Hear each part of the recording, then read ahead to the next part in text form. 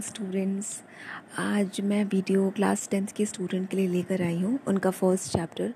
As I have already told all of my students that कि सबसे पहले मैं 12th का फर्स्ट चैप्टर कंप्लीट करूँगी, then 11th, then 10th and then 9th and then back to again 12th।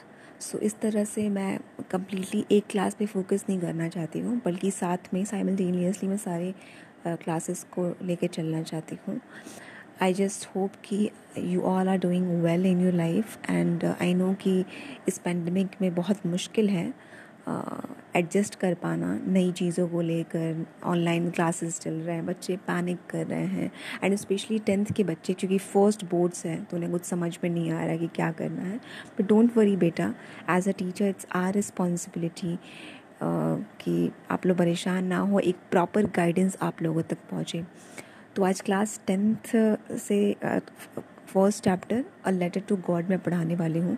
But बेटा उससे पहले, जो कि मैंने 12th एंड 11th की वीडियो में क्लियर किया है कि I am not going to give you any answers of your questions. मैं आप लोगों को कोई कॉपी के फॉर्मेट में, PDF के फॉर्मेट में मैं कोई क्वेश्चन आंसर्स नहीं लिंक सेंड करने वाली हूँ सो दैट कि आप लोग कॉपी पेस्ट वाला फॉर्मेट अपनाएं, बल्कि मैं चाहूँगी कि आप लोग खुद से लिखें अपने आंसर्स। एंड अगर आप लोगों को आंसर्स लिखने में प्रॉब्लम हो रही है तो आप लोग आराम से मुझसे कुछ भी पूछ सकते हैं कमेंट बॉक्स में।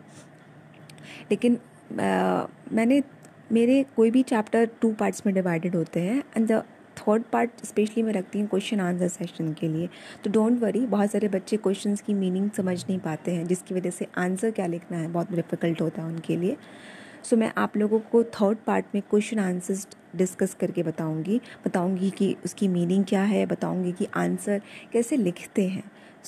लेकिन लिखना आप लोगों को पड़ेगा, बिकॉज मैं आप लोगों को क्वेश्चन आंसर्स प्रोवाइड नहीं करूँगी। आई रियली वांट कि आप लोगों के अंदर वो थिंकिंग डेवलप हो, क्योंकि अभी तो समझ में नहीं आ रहा आपको, लेकिन आने वाले समय में बहुत काम आएगा आपको ये राइटिंग स्किल, ये thinking skill. So let's start. Before starting यहाँ पर कुछ मेंशन है, कहीं ना कहीं कुछ क्वेश्चंस रेज किए गए हैं आप लोगों के सारे चैप्टर्स में। बिफोर यू रीड वाला ऑप्शन जो होता है उसको स्किप मत करा करिए, क्योंकि कहीं ना कहीं वो आपको सोचने पे मजबूर करता है। राइटर कुछ क्वेश्चंस पूछते हैं जो कहीं ना कहीं आप लोगों के अंदर डेवलप करता है कि आप सोचने पे मजबूर हो जाओ कि क्या हम ऐसा करते, क्या हमारे साथ ऐसा होता तो हम ऐसा कर पाते क्या। तो लेट्स स्टार्ट। दे से फेथ कैन मूव माउंटेन्स। कहते हैं ना कि जो आस्था होती है वो मतलब ऐसा लिटरली, मतलब नॉट कि आप एकदम मतलब पहाड़ हिलाने वाली चीज़ वाली, लेकिन कितनी भी दुनिया की बड़ी से बड़ी मुश्किल होती है, अगर आपको आस्था है भगवान पे तो कुछ भी पॉसिबल है, कुछ भी पॉसिबल है। But what should we put our faith in. But हमें किस चीज़ पे फेथ रखना चाहिए, किस चीज़ पे, या कौन ऐसा इंसान है जिस पे फेथ रखना चाहिए। This is the question this story delicately poses. और ये स्टोरी इसी चीज़ के बारे में है, बहुत ही स्मूथनेस के साथ, बहुत ही प्यार के साथ ये स्टोरी ने ये सवाल आपसे पूछा है। Lencho is a farmer who writes a letter to God when his crops are ruined। Lencho एक फार्मर है इसमें, एंड फार्मर आप लोगों को पता है किसान को कहते हैं। वो लेटर लिखता है गॉड को, क्योंकि उसके जो फसलें हैं वो ख़राब हो जाती हैं। रूइंड मतलब कि कम्प्लीटली डिस्ट्रॉय हो जाती हैं। Asking for 100 पैसोज।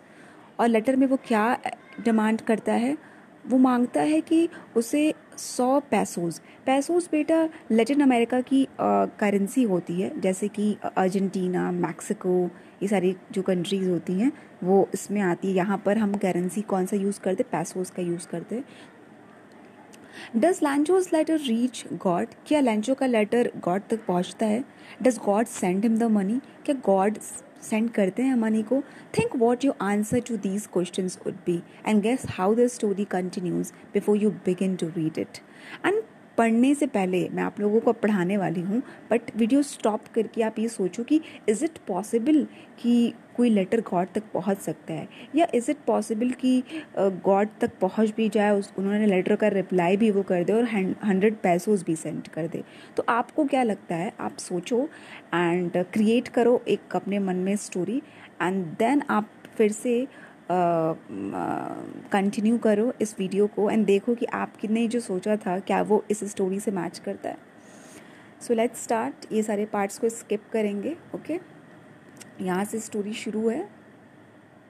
Okay, so the house, the only one in the entire valley, sat on the crest of a low hill. From this height one could see the river and the field of ripe corn dotted with the flowers that always promised a good harvest. एक house है. House कहाँ पर है? एक गांव है, पहाड़ और छोटा सा एक गांव है जहाँ पे घाटी, वैली जो होती है घाटी को कहते हैं, कि नीचे पानी बह रहा है एंड पहाड़ वाला एरिया है छोटा सा. एंड उस पहाड़ के ऊपर, एकदम सबसे ऊपर एक छोटा सा घर है टॉप हिल पर. From this height one could see the river and the field of ripe corn dotted.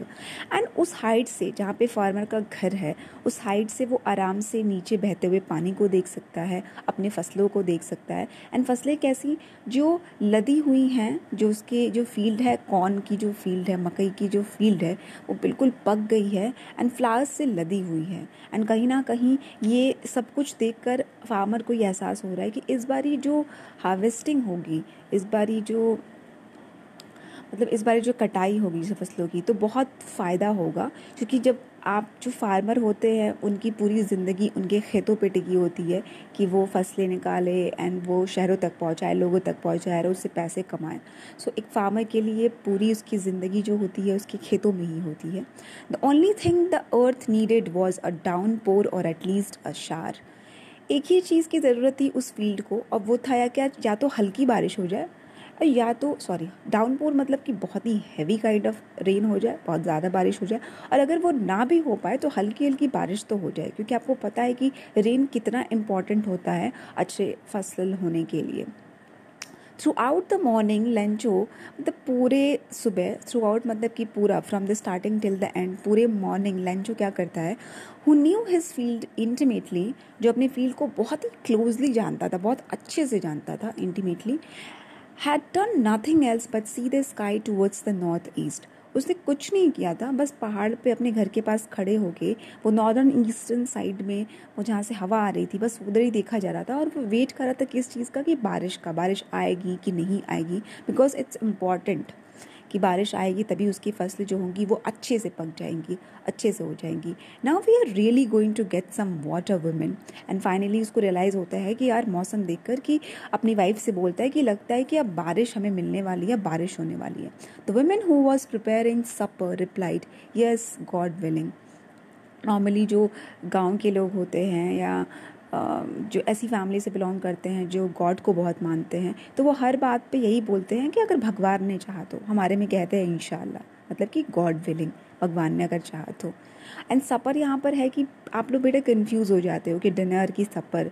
Normally जो डिफरेंस होता है सपर एंड डिनर में, डिनर हम स्पेशल फूड को कहते हैं, रात के खाने को जो स्पेशली आप पार्टीज़ के लिए बनाते हो. एंड सपर नॉर्मली आप घर में जो खाना बना रहे हो जो कि डेली बनता है.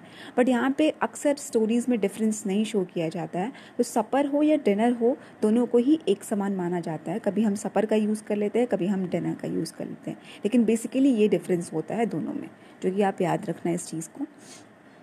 The older boys working in the field, जो उनके बड़े बच्चे थे वो फील्ड में वर्क कर रहे थे, और जो छोटे थे वो उस घर के आसपास खेल रहे थे. जो उनकी मदर थी वो बुलाती हैं कम फॉर डिनर. देखा आपने कि सपर भी यूज़ हुआ है, डिनर भी यूज़ हुआ है. यहाँ पे डिफरेंस कोई शो नहीं हुआ है, बट एक्चुअली में एक छोटा सा डिफरेंस होता है.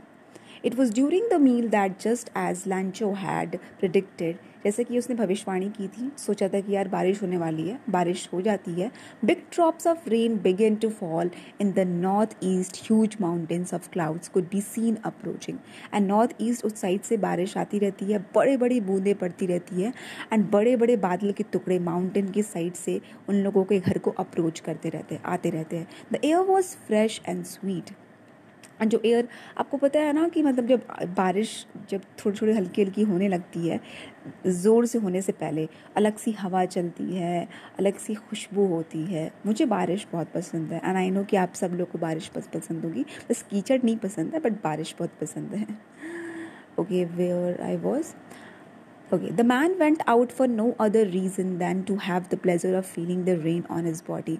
And जो मैन है वो अपने घर के बाहर जाके खड़ा हो जाता है उसका कोई रीज़न नहीं रहता, बस ये कि वो बारिश की बूंदों को अपने शरीर पे महसूस कर सके. And when he returned he exclaimed, "These are not raindrops falling from the sky. They are new coins. The big drops are 10-cent pieces and the little ones are fives." यहाँ पे फार्मर इतना ज़्यादा खुश है, इतना ज़्यादा खुश है, उसके स्टेटमेंट से ये चीज़ पता चलती है जब वो कहता है कि ये सिर्फ पानी की बूंदें नहीं हैं, बल्कि ये तो पैसे हैं. जो बड़े बड़ी बूंदें हैं वो क्या है, 10 पैसे हैं, 10 सेंट पैसे हैं. एंड जो छोटी छोटी हैं वो द लिटिल वंस 5 पैसेज हैं, एंड वो भी गोल्ड कॉइन्स हैं. आप इस स्टेटमेंट से अंदाज़ा लगा सकते हो कि बारिश कितना इम्पॉर्टेंट होता है अच्छी हार्वेस्टिंग के लिए, एंड इसीलिए बारिश बहुत ही वैल्यूएबल होता है फार्मर्स के लिए. तो वो खुशी के मारे ये जता रहा है कि ये सिर्फ बारिश की बूंदें नहीं हैं, बल्कि पैसे हैं, गोल्ड कॉइन्स हैं, जो कि मुझे अच्छी हार्वेस्टिंग से जब मैं बेच कर आऊँगा तो मुझे पैसे मिलेंगे. तो इनडायरेक्टली वो बोल रहा है कि इस बारी अच्छी कमाई होने वाली है. With a satisfied expression, he regretted the field of ripe corn with its With a satisfied expression, he regarded the field of ripe corn with its flowers. And एक होता है ना कि फार्मर, आप जब कोई अपना अच्छा आर्ट वर्क देखते हो ना, कुछ बना लेते हो आप, या अपना कोई आप वर्क देखते हो जिसमें आपने बहुत मेहनत की होती है एंड वो कम्प्लीटली बन के तैयार हो जाता है, तो आप उस चीज़ को बहुत ही सेटिस्फाइड कंटेंटमेंट वाले एक्सप्रेशन से देखते हो. ओह गॉड फाइनली. एंड एक अलग से एक इनर हैप्पीनेस मिलती है आपको जो आपके चेहरे पर नज़र आती है. एंड सेम फीलिंग ये फार्मर लैंचो फील कर रहा है जब अपने वो फील्ड को देखता है जो कि कॉर्न एकदम राइप हो चुके हैं, बारिश हो रही है, एंड उसे फाइनली लग रहा है कि उसका जो मेहनत था वो सफल हुआ. Draped in a curtain of rain, एकदम फूलों से लदा हुआ है, पानी से लदा हुआ है. But suddenly a strong wind began to blow and along with the rain very large hailstones began to fall. But कहते हैं ना बेटा कि life is full of irony. What you expect the exact opposite thing happens. कभी कभी हम जो सोचते हैं बिल्कुल उसका ऑपोजिट होता है. बारिश की बूंदें कब तूफान में बदल गई, कब ज़ोरों से बारिश होने लगी, एंड उस बारिश के साथ सिर्फ बारिश की बूंदें नहीं बल्कि बर्फ़ की बूंदें पड़ने लगी. हेल स्टॉर्म मतलब यहाँ पे हेल का मतलब है बेटा छोटे छोटे बर्फ़ के टुकड़े. एंड बर्फ़ के टुकड़े जब जो होते हैं ना बेटा, जब वो गिरते हैं आसमान से तो बहुत ही फोर्स के साथ गिरते हैं क्योंकि उनमें बहुत ज़्यादा प्रेशर होता है. तो आप इमेजिन कर सकते हो जो ओले, आप कह सकते हो ओले जब गिरना पड़ते हैं तो फसलें ख़राब हो सकती हैं. एंड ज़ोरों से होने लगा. These truly did resemble new silver coins. And ऐसा महसूस हो रहा था कि ये लैंचो के लाइन्स नहीं थे, बल्कि जो उसने कंपेयर किया था गोल्ड कॉइन से. यहाँ पर एक होता है ना कि राइटर ने कहा है कि जो ओले गिर रहे थे वो एकदम सिल्वर कॉइन्स की तरह थे. The boys exposing themselves to rain and ran out to collect the frozen pearls. आपको पता है ना, जब पता चलता है कि यार ओले गिर रहे हैं एक ऐसे जगह पे जहाँ पे नॉर्मली नहीं होती है बर्फ़ की बारिश, तो बड़ी खुशी वाला टाइम होता है हमारे लिए. बचपन में हमने भी किया है. तो बच्चे, जो छोटे बच्चे होते हैं, वो दौड़ के जाते हैं, ऐसा मानो कि उनके लिए वो पर्ल हो, जेम हो, नवरत्न हो. It's really getting bad now explain the man. अब लेंचो का एहसास होता है कि यार ये तो कुछ और ही हो रहा, ये तो गलत हो रहा. I hope it passes quickly. It did not pass quickly. For an hour the hail rained on the house. And वो कहीं ना कहीं प्रे करता है कि बस जल्दी से ये ख़त्म हो जाए, क्योंकि अगर ये ख़त्म नहीं हुआ तो सब कुछ बर्बाद कर देगा. लेकिन हेल स्टॉर्म नहीं रुका. लगातार 1 घंटे तक हुआ एंड हर जगह ओले पड़े. गार्डन में, हिल साइड में, कॉर्नफील्ड में. एंड होल वैली जो थी वो कहीं ना कहीं एकदम बर्फ़ की बूंदों से ढक गई थी, ओलों से ढक गई थी. और ऐसा महसूस हो रहा था मानो कि उन पे नमक गिरा दिया गया हो, बिल्कुल सफ़ेद हो गए थे. Not a leaf remained on the trees. बल्कि एक जो छोटा पत्ता होता है पेड़ का वो भी नहीं बच पाया था. The corn was totally destroyed. जो कॉर्न था कम्प्लीटली डिस्ट्रॉय हो चुका था. The flowers were gone from the plants. फूल जो थे वो गिर चुके थे, वो भी डिस्ट्रॉय हो चुके थे. Lencho's soul was filled with sadness. And obviously अगर किसी की मेहनत, इतनी ज़्यादा मेहनत बेकार चली जाए, जिससे पैसे आने वाले हैं, जिससे पूरा साल चलता है किसी भी फार्मर का, तो उसके लिए इससे बड़ी बात कोई नहीं हो सकती है दुख की. एंड लेंचो बहुत ज़्यादा दुखी हो जाता है. When the storm had passed he stood in the middle of the field and said to his son, a plague of locust would would have left more than this. आप लोग को recently पता है ना कि लोकस्ट वाला वो जो चीज़ हुआ था, छोटे छोटे छोटे छोटे छोटे कीड़े होते हैं जो अभी हमारे इंडिया में भी उसका सीज़न चला था, एंड बहुत सारे लोकस्ट मतलब कि वो उस तरह के कीड़े होते हैं जो फसलों को खा जाते हैं, एंड वो अकेले नहीं आते हैं, एक ग्रुप में आते हैं, बहुत ज़्यादा तादाद में आते हैं, हज़ारों लाखों की तादाद में आते हैं, आपने न्यूज़ में भी देखा होगा। तो सिमिलरली जो जितने भी फार्मर्स होते हैं वो लोकस्ट के अटैक से डरते हैं। तो वो लैंचो यहाँ पे ये कह रहा था कि अगर लोकस्ट का अटैक भी होता तो वो भी कुछ छोड़ के चला जाता, बल्कि लेकिन हेल ने कुछ भी नहीं छोड़ा, ओलो ने कुछ नहीं छोड़ा। This year we will have no corn, इस साल कोई हमारे जो है फसल नहीं हुई। That night was a sorrowful one, and उस रात को सब बहुत दुखी थे, स्पेशली लैंचो बहुत दुखी था। All our work for nothing, there is no one who can help us, we will all go hungry this year. And कहीं ना कहीं एक फार्मर के लिए जहन्नम वाली कंडीशन थी, बहुत बुरी कंडीशन थी, जब लैंचो कहता है अपनी फैमिली से कि इस साल कोई हार्वेस्टिंग नहीं, कुछ हम नहीं बेच पाएंगे, शायद हम भूखे रहें, भूखे मर जाएं इस साल को, और कोई भी हमारी मदद नहीं करेगा। But in the hearts of all who lived in that solitary house in the middle of the valley, there was a single hope, help from God. बेटा always remember one thing, चाहे कंडीशन कितनी भी बुरी हो, चाहे हम कितना भी क्यों ना नाराज़ हो भगवान से, या भगवान कह लो, अल्लाह कह लो, ईश्वर कह लो, लेकिन कहीं ना कहीं उम्मीद भी सिर्फ उन्हीं से होती है। ऐसा लगता है कि 1% ही क्यों ना हो, या 0.1% ही क्यों ना हो, लेकिन ऐसा लगता है कि नहीं यार, इतना बुरा भगवान जी नहीं कर सकते, कुछ ना कुछ सोच के रखे होंगे। अगर ऐसा वक्त आया है तो उसके पीछे कोई हिडन रीज़न होगा, कहीं ना कहीं कुछ अच्छे के लिए आया होगा, शायद टेस्ट ले रहे होंगे, उसके बाद फिर रिवॉर्ड देंगे। तो हम कितना भी बुरे वक्त में क्यों ना हो, एक चीज़ जो है वो हमें संभाले रखती है, वो है होप। एंड वो होप किस में होता है, वो गॉड में होता है। एंड उस अकेले घर में, सॉलिटरी मतलब कि अलोन, वहाँ पे जो अकेला घर था उस टॉप हिल पर, उसमें जितने भी मेंबर्स थे, लैंचो की पूरी फैमिली, सबके दिल में ये बात चल रही थी कि कहीं ना कहीं से मदद आए ना आए, लेकिन गॉड की तरफ से मदद आएगी आएगी। दैट शोज़ कि कितना स्ट्रॉन्ग फेथ है उस घर के लोगों का, एंड स्पेशली लैंचो का। कितना सब कुछ होने के बावजूद भी उसने गॉड पे भरोसा करना नहीं छोड़ा। सो इट्स वेरी इम्पॉर्टेंट कि डोंट लूज़ होप। जस्ट होता ना कि कंसिस्टेंसी बनी रहनी चाहिए आपके फेथ में, एंड यू नेवर नोज़ कि कब कहाँ से हेल्प मिल जाए। मे बी खुद भगवान ना आए, लेकिन ज़रिया कोई भेज दें जो आपके प्रॉब्लम्स को ख़त्म कर सके। So don't be so upset even though this seems like a total loss, remember no one dies of hunger. यहाँ पे बहुत ब्यूटीफुल लाइन लैंचो ने कही है कि ऐसा प्रतीत हो रहा है कि सब कुछ खत्म हो चुका है, बट तुम लोग अपसेट मत हो, क्योंकि कोई भूख से नहीं मरता। ये एक गरीब का सोच है कि भगवान जो होता है वो चिड़िया भी जब निकलती हैं सुबह के वक्त तो भरपेट वो शाम को अपने घोंसले में आती हैं। सबका इंतज़ाम करने वाले भगवान हैं, और वो किसी को मरने नहीं देते हैं भूख से। सो लैंचो को इस बात का यकीन था। That's what they say, no one dies of hunger. All through the night Lencho thought only of his one hope. And सभी कहते हैं कि भगवान जी मरने नहीं देते हैं, और लैंचो भी यही सोचता था। एंड पूरी रात उसे भगवान पर ही भरोसा था, उसकी पूरी रात वो सो नहीं पाया। And whose eyes as he had been instructed see everything. And लोग कहते हैं ना कि जो भगवान होता है उसकी मदद ज़रूर आती है, उसकी आंखें हमेशा खुली रहती हैं, वो सब कुछ देखता है, इवन वो भी चीज़ जो किसी के एकदम अंदर हो, छुपी हो।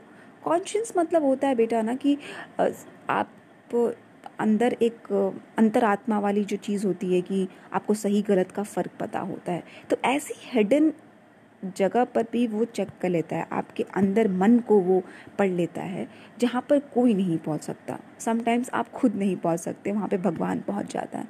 तो वो सब देख रहा है, इसलिए लैंचो वो कहता है कि नहीं, भगवान तो कुछ ना कुछ करेगा। लैंचो was an ox of man. Ox of man बेटा होता है कि जो hard working kind of man होते हैं, जो बहुत ज़्यादा मेहनत करते हैं, उन्हें ऑक्स ऑफ अ मैन कहा जाता है। Working like an animal in the fields but still he knew how to write. दिन भर ही फील्ड में काम करता रहता था। फार्मर नॉर्मली पढ़े लिखे नहीं होते हैं, ये एक नोशन होता है, बट यहाँ पे जो हमारे फार्मर हैं, यहाँ पे जो लेंचो है वो लिख सकता है। The following Sunday at daybreak he begin to write a letter which he himself would carry to town, place in mail. It was nothing less than a letter to God, mail sorry. तो अब वो अगले दिन Sunday रहता है, वो क्या करता है, वो जैसे ही सुबह होती है, डे ब्रेक मतलब कि बेटा सूरज की किरणें पड़ने लगती हैं ज़मीन पर, और वो एक लेटर लिखता है एंड लेटर को वो मेल तक लेके जाता है, पोस्ट ऑफिस तक लेके जाता है, जो मेल बॉक्स होता है जहाँ पे मैसेज बॉक्स होता है, वहाँ पर जाके देने जाता है। एंड वो लेटर किसी और के लिए नहीं था, वो सिर्फ और सिर्फ गॉड के लिए था। तो आप देख रहे हो बेटा कि कितना स्ट्रॉन्ग फेथ है कि यहाँ पर फार्मर एक लेटर लिख रहा है गॉड को, and he is very sure कि रिप्लाई तो पक्का आएगा। सो ऐसा नहीं था कि कोई डाउट। हम अक्सर एक होता है ना कि एक कीड़ा होता है डाउट का, हम भगवान से कुछ मांगते भी हैं तो हमारे मन में ये होता है कि शायद वाली जो होती है ना प्रवृत्ति, कहीं ना कहीं वो इंस्टिंक्ट रहता ही रहता है हमारे मन में कि शायद शायद नहीं, शायद शायद नहीं। लेकिन फेथ जो होता है बेटा, वो होता है कि आप कंप्लीट फेथ करो। हम इंस्टॉलमेंट में फेथ नहीं कर सकते, या तो कंप्लीट करो या तो ना करो। और यहाँ पे लेंचो शो कर रहा है कि फेथ, होप कैसे गॉड में करना चाहिए। आई थिंक कि अभी दैट्स इट फॉर टुडे। मैं आप लोगों को नेक्स्ट पार्ट कल सेंड कर दूँगी, एंड उसके बाद हम पढ़ना शुरू करेंगे नेक्स्ट चैप्टर। सो आई जस्ट होप कि आप लोगों को ये चैप्टर क्लियर होगा। एंड किसी भी तरह का कोई भी क्वेश्चंस आप लोगों के अंदर आ रहा है बेटा, you can ask me without any kind of hesitation, and just take care of yourself. Don't go outside of your home. You know the condition of outside. जब तक कि कोई बहुत ज़रूरी काम ना हो, घर से बाहर ना निकलें आप लोग। एंड जैसे कि मैंने अदर क्लासेस की वीडियोस में बोला है कि लिटरेचर जब हम पढ़ते हैं तो हम सिर्फ सोसाइटी को नहीं जानते, समाज को नहीं जानते, हम खुद को भी जानते हैं। और जब हम खुद को जानना शुरू करते हैं तो कहीं ना कहीं जितना हम पढ़ते हैं साहित्य को, उतनी ही अच्छाई हमारे अंदर आती है। सो अच्छा इंसान बनने की कोशिश करिए। मैंने अभी थोड़ी देर पहले न्यूज़ में पढ़ा कि ऑनलाइन क्लासेस चल रही हैं, बच्चे परेशान कर। आई जस्ट होप कि आप उन बच्चों में नहीं आते हो जो टीचर्स को परेशान कर रहे हैं।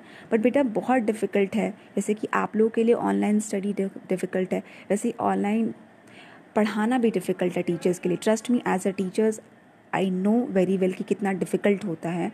सो please show respect towards your parents, towards your teachers, towards your elder, because ये अनुकूल नहीं होता है। ट्रेडिशंस फॉलो करना, रिस्पेक्ट करना, ये सबसे अच्छी चीज़ होती है, सबसे कूलेस्ट चीज़ होती है। सो आई थिंक कि नेक्स्ट वीडियो तक वेट करिए। Till then take care, bye bye.